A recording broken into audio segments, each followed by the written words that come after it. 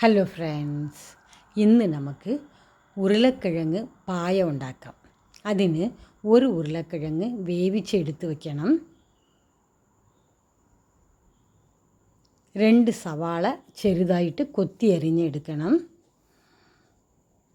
ഒരു ക്യാരറ്റും അതുപോലെ ചെറിയ ചെറിയ കഷ്ണങ്ങളാക്കി നമുക്ക് കട്ട് ചെയ്തെടുക്കാം.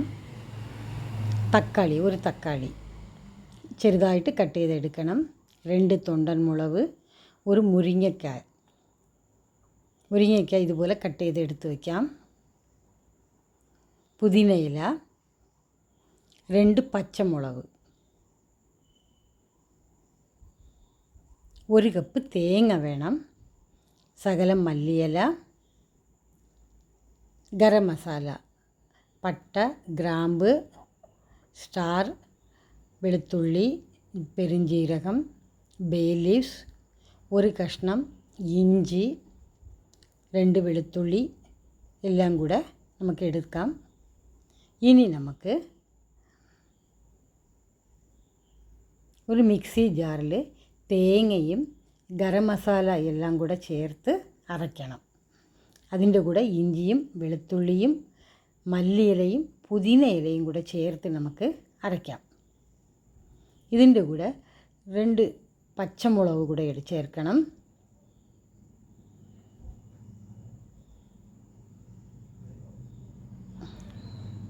പെരുംജീരകം,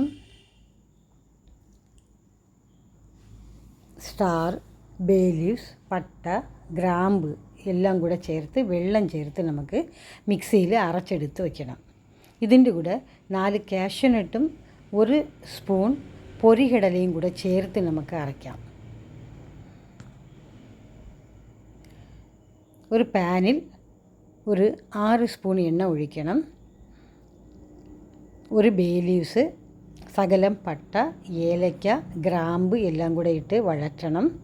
ഇതിലേക്ക് ഉള്ളിയും തൊണ്ടൻ മുളകും മുരിങ്ങയ്ക്കയും കൂടെ ചേർത്ത് നന്നായിട്ട് നമുക്ക് വഴറ്റണം. സ്ലോ ഫ്ലെയിമിലാണ് ഇത് വഴറ്റേണ്ടത്.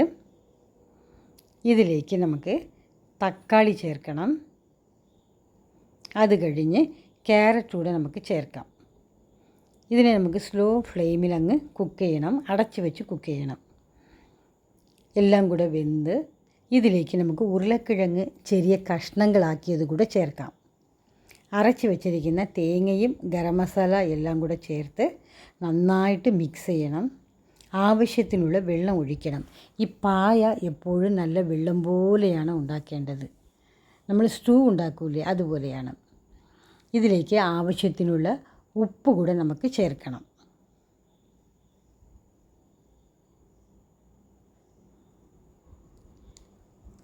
ഇത് പൊരികടല, കാഷ്യൂനട്ട് ഞാൻ അവസാനമാണ് പൊടിച്ച് ചേർക്കുന്നത്. ആദ്യമേ ചേർത്താൽ നല്ല കട്ടിയായി പോവും പായ, അതുകൊണ്ടാണ്. ഒത്തിരി പായ വേണമെന്നുണ്ടെങ്കിൽ നമുക്ക് തേങ്ങ അരയ്ക്കുമ്പോൾ തന്നെ പൊരികടലയും കാഷ്യൂനട്ടും കൂടെ ചേർക്കാം. അവസാനം മല്ലിയില കൂടെ ചേർത്ത് നമുക്ക് പായ വിളമ്പാം. ഇത് വളരെ ടേസ്റ്റിയാണ്. ഇടിയപ്പം, ചപ്പാത്തി, പൂരിയുടെ കൂടെ നന്നായിരിക്കും കേട്ടോ, നല്ല ടേസ്റ്റായിരിക്കും.